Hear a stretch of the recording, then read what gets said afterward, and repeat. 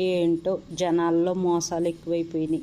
ఎక్కడ చూసినా మోసాలే. పాపం పిల్లలు ఎంత కష్టపడి చదువుకొని ఎంఎస్లు చేయాలి, జాబులు తెచ్చుకోవాలి, ఇక్కడ ఇండియాలో జాబులు లేవు అని ఎవరి కాళ్ళు కష్టపడి ఉన్నా లేకపోయినా లోన్లు పెట్టుకొని వీసా ప్రాసెస్లని అయ్యని ఇయ్యని తల్లిదండ్రులు ఎంతనాలు కష్టపడటం ఇలా చేసుకుంటుంటే ఇంత కష్టపడి ఇవన్నీ చేసుకుంటే ఆ డబ్బులన్నీ తీసుకెళ్ళి ఎవరి చేతిలోనూ పోయటం, మోసపోవటం.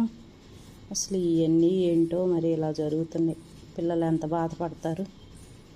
జాబులు లేకే కదా ఇతర దేశాలకు వెళ్ళేది. అందరిలాగా ఆ రోజుల్లో ఆ టైంలో వెళ్ళిపోతే అప్పుడున్నట్టు ఇప్పుడు కూడా ఉంటే బాగుండేది. కానీ ఇప్పుడు అంతా మారిపోయిందిగా.